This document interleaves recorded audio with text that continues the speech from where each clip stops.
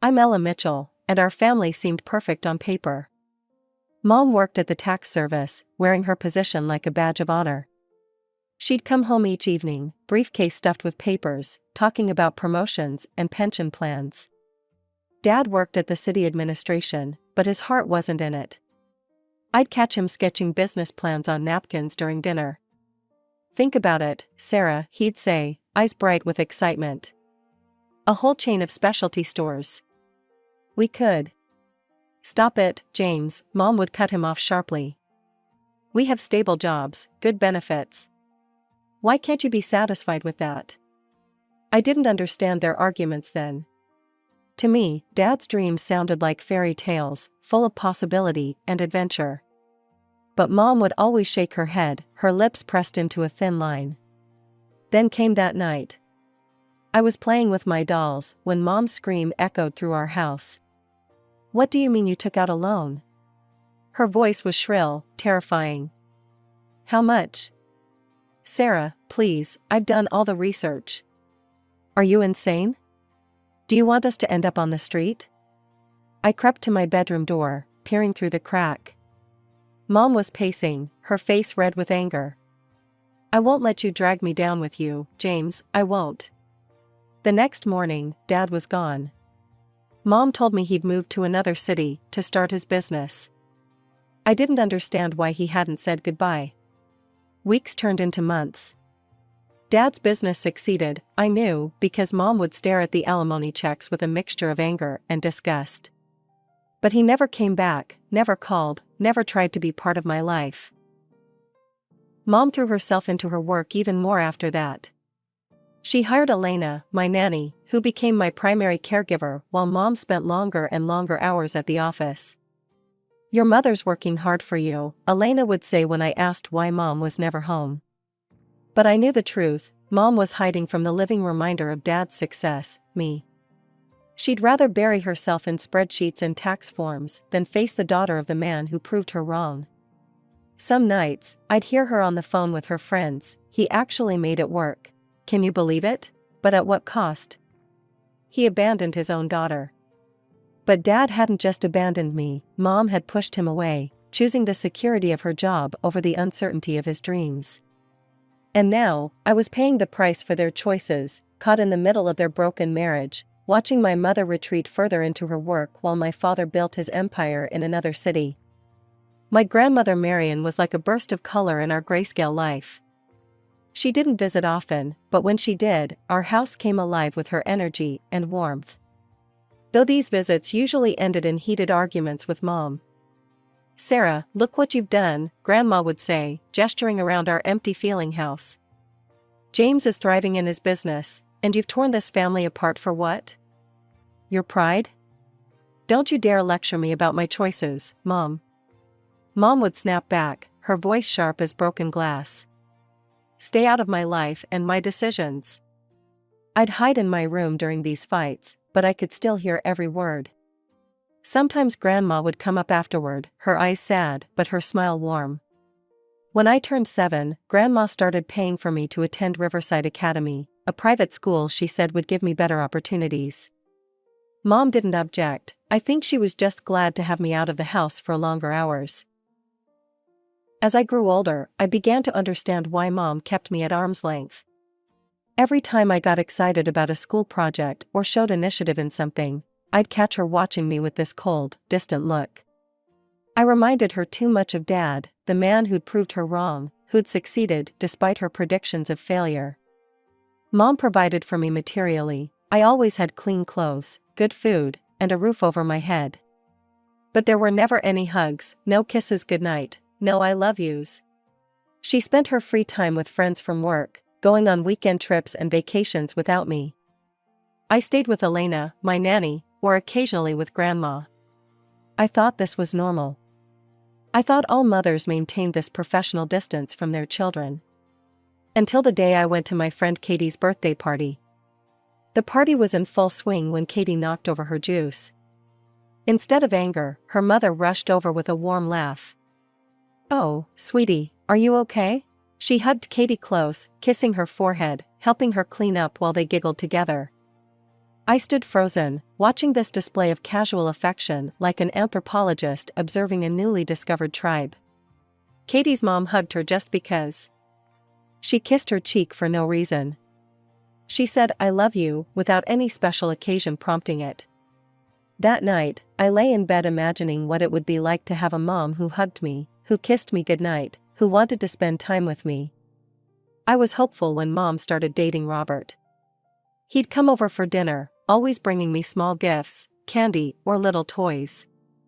He seemed genuinely interested in my school stories, asking questions, and laughing at my jokes. When Mom announced they were getting married, I dared to dream that finally, I might get the family I'd seen at Katie's house. But nothing changed. Mom remained distant with me, even after the wedding. Then came the announcement of her pregnancy. "You're going to have a little sister," Robert told me, grinning widely. "Isn't that exciting?" I was 8 when Sophie was born. From the very first day, I watched in stunned silence as Mom transformed, but only for my sister. She'd coo at Sophie, shower her with kisses, hold her close just because she could. All the things I'd been starving for my entire life, Sophie received in abundance. "Look at her tiny fingers," Mom would whisper, nuzzling Sophie's neck. "Aren't they perfect?" I'd stand in the doorway of the nursery, watching Mom rock Sophie to sleep, singing lullabies I'd never heard. Sometimes, the pain in my chest was so sharp I couldn't breathe. Why could she love Sophie but not me? Was it because Sophie wasn't Dad's daughter? Because she didn't remind Mom of her mistake? The final blow came when Mom quit her job to stay home with Sophie. The same woman who'd barely spared me an hour of her time was now dedicating her entire day to my half-sister. But even with all this newfound time at home, she still had none to spare for me. "Ella, your grandmother's coming to pick you up," she'd say, not even looking up from Sophie. "I need to focus on the baby." I spent more and more time at Grandma's house. Sometimes I'd cry into my pillow there, wondering what was wrong with me, why I wasn't lovable enough. "Why doesn't Mom love me like she loves Sophie?" I finally asked Grandma one day. Grandma pulled me close, her voice thick with emotion. "Oh, sweetheart, sometimes adults carry wounds that have nothing to do with the people they hurt. Your mother's pain about your father, she's taking it out on you, and it's not fair." The years that followed Sophie's birth were like living in a minefield. I never knew when the next explosion would come. By the time Sophie was old enough to understand the family dynamics, she'd learned to use them to her advantage with frightening precision. I was 14 when the incidents started becoming more frequent. One morning, I found my science project torn apart on my desk. But just as I wanted to scold this little rascal, she had already disappeared from the room. "Mom," Sophie came running downstairs, tears streaming down her face. "Ella destroyed my new dollhouse because she was jealous that Daddy bought it for me." "That's not true, I was studying all evening." "Sophie, tell the truth." Mom's face hardened as she looked at me. "Why do you always blame your sister? Go to your room, you're grounded for 2 weeks." This became our routine. Sophie would break something, hide Mom's jewelry in my backpack, or plant Robert's missing money in my room. Each time, I'd try to defend myself, but my words fell on deaf ears. "I saw her take your bracelet, Mom," Sophie would say, her voice dripping with fake concern. "I didn't want to tell, but she's been stealing things." Robert would look at me with disgust. I knew we couldn't trust her. Like father, like daughter, both of them dishonest to the core. At first, I fought back. I'd cry, scream, beg them to believe me. But gradually, I learned that defending myself only made things worse. Sophie reveled in my punishments, watching with a small smirk as I was sent to my room, grounded, or had my allowance taken away. One night, I heard Mom and Robert talking in their bedroom. I'd stopped to pick up some laundry in the hallway when their voices drifted through the door. "Why don't we just send her to live with your mother?" Robert was saying. "She's nothing but trouble."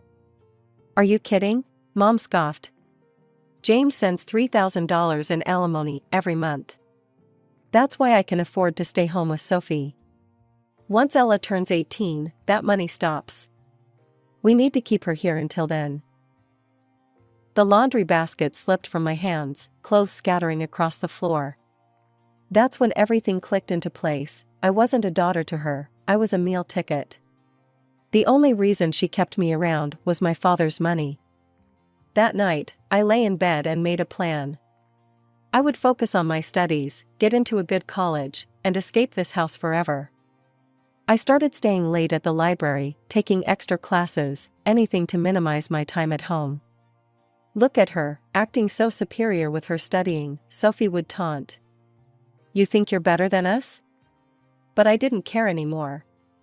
Each insult, each false accusation, each punishment, they were just counting down the days until my freedom. I started keeping a calendar, marking off days until graduation, like a prisoner marking time until release. When Sophie stole Mom's expensive perfume and planted the empty bottle in my room, I accepted the punishment silently. When she took money from Robert's wallet and stuffed it in my coat pocket, I didn't even try to defend myself. Their words couldn't hurt me anymore. I was already gone in my mind, counting down the days until I could make it real. It was a Tuesday in late March, during my senior year, when everything finally came crashing down. The moment I opened our front door, the acrid smell of smoke hit my nostrils. My heart stopped. Living in this house had taught me that disaster could strike at any moment. Following the smell, I rushed down to the basement. The scene that greeted me made my blood run cold. Sophie was crouched in the corner, surrounded by burning newspapers and cardboard boxes. She had created a small bonfire, and the flames were already licking dangerously close to the wooden storage shelves. "Sophie, are you insane?" I screamed, lunging forward. "You'll burn the house down." Without thinking, I grabbed her shoulders and yanked her away from the fire. It all happened so fast. She lost her balance, stumbled backward, and threw out her arm to break her fall. The sickening crack that followed will haunt me forever. "Aha!" Sophie's scream pierced the air as she clutched her arm. "You hurt me. You did it on purpose." My hands shaking, I pulled out my phone and called Mom while simultaneously trying to stamp out the remaining flames. "Mom, there's been an accident. Sophie's hurt. Please come home now." Everything after that happened in a blur.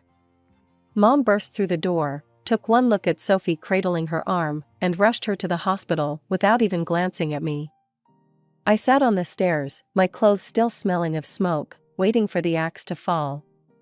When they returned hours later, Sophie's arm was in a cast, and Mom's face was set in stone. Without saying a word, she walked straight to my room and started pulling out my clothes, throwing them into garbage bags. "Mom, please let me explain," I begged. "Sophie was playing with fire in the basement. I was trying to save her. I can show you the..." She told me everything. Mom cut me off, her voice trembling with rage. "How you pushed her down the stairs, because you were jealous of her new school bag. How you've been threatening her for weeks." "What? That's insane. There was a fire." Sophie stood in the doorway, tears streaming down her face. "Stop lying. You hurt me on purpose. You've always hated me." "Get out," Mom said, dragging the bags toward the front door. "Get out of my house before I call the police and have you arrested for assault. Who do you think they'll believe?" I felt the blood drain from my face.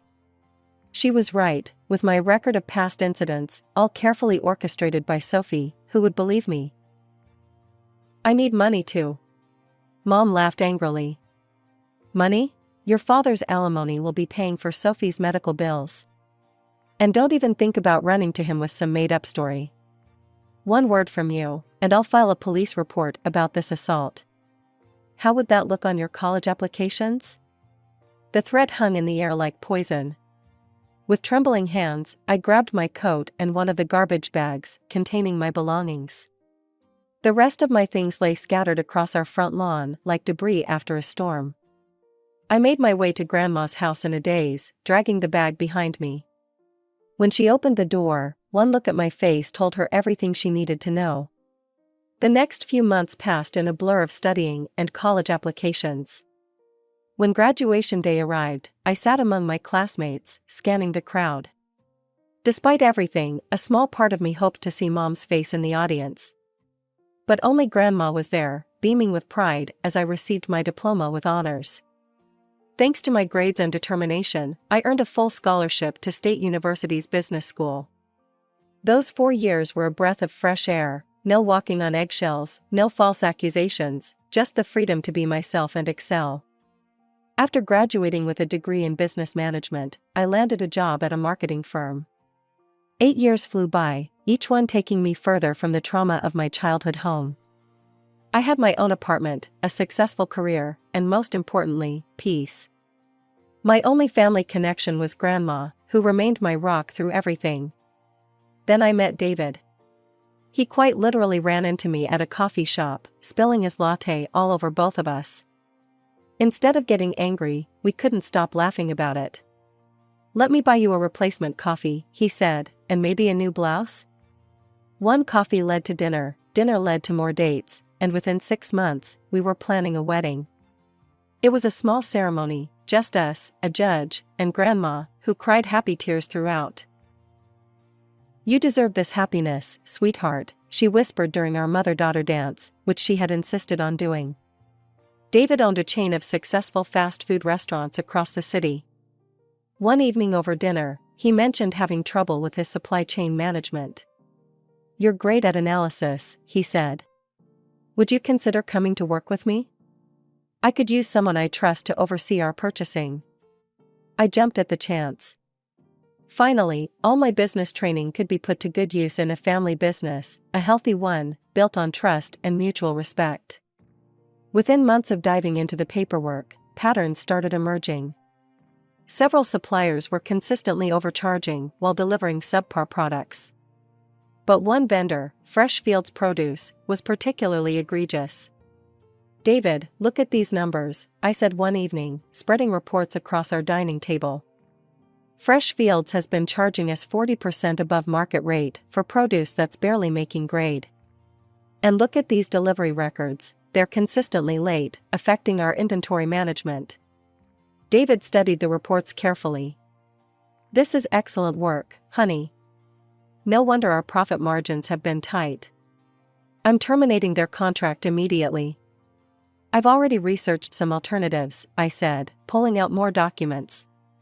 "These 3 companies have better prices and quality ratings."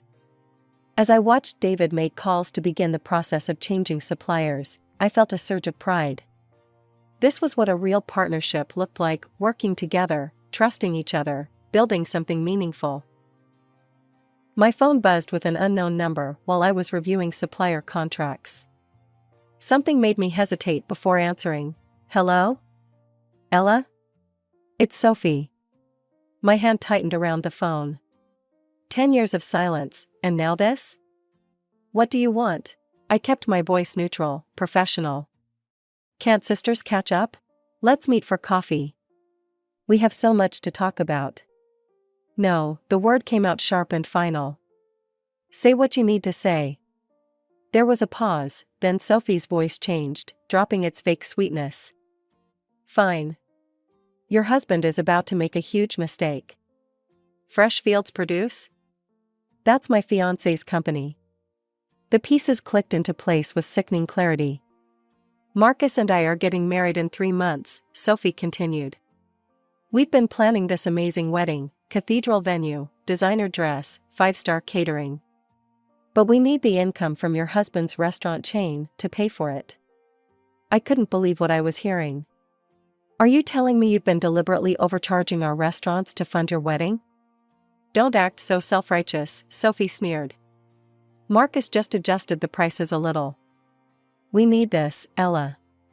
You have to convince David to keep our contract." "Adjusted the prices?" I felt my voice rising. "You're charging 40% above market rate for substandard produce. Some of it is nearly expired when it arrives. You're scamming us."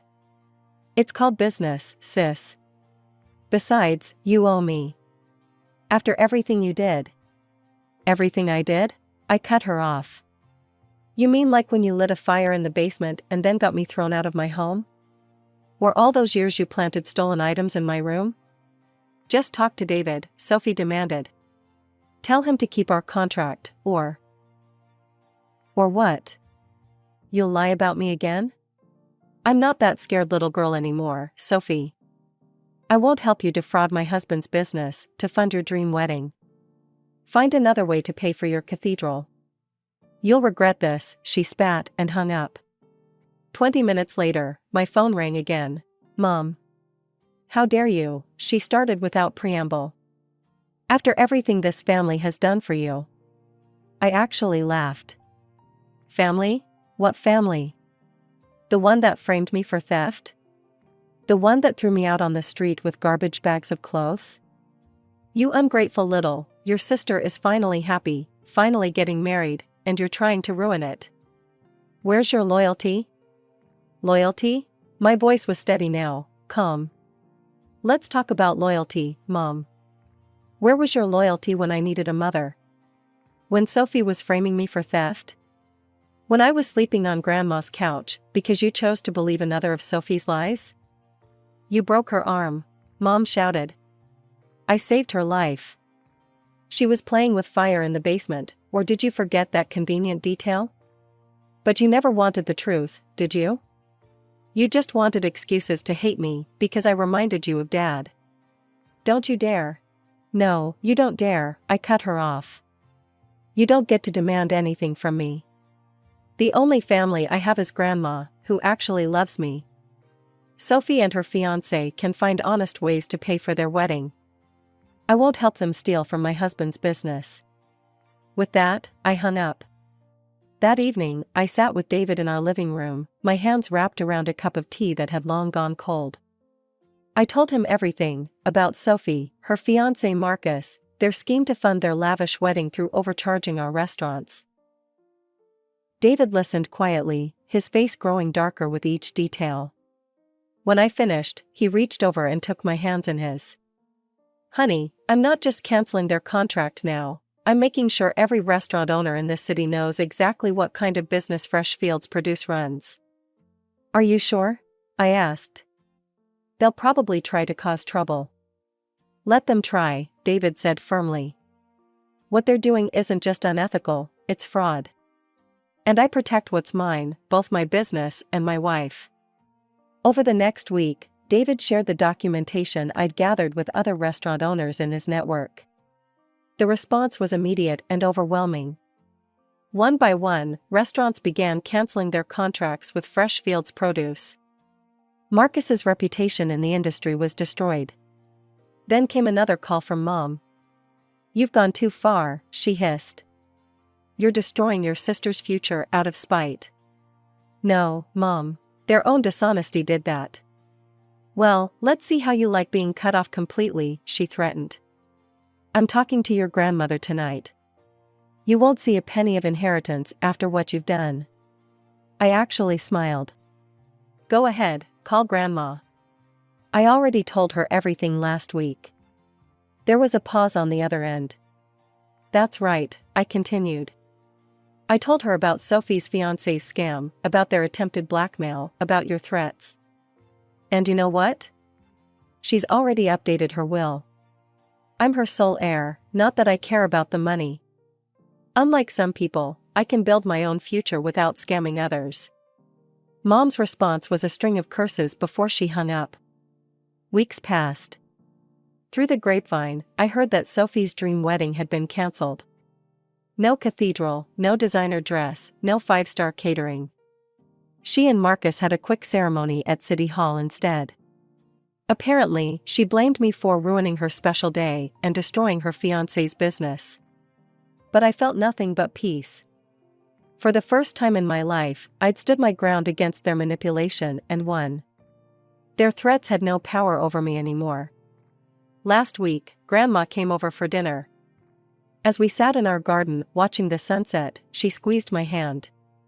You know, Ella, she said, sometimes the family you're born into isn't the family you're meant to have. You've built something beautiful here, a loving marriage, an honest business, a life of integrity. I'm so proud of you. I looked around at my home, my life, everything I'd built despite, or maybe because of, all the challenges they'd thrown at me. Sophie and Mom might blame me for their failures, but I know the truth, their downfall came from their own choices, their own dishonesty, their own cruelty. As for me, I finally have what I always wanted, a real family, built on love, trust, and truth. And nothing they can do will ever take that away from me.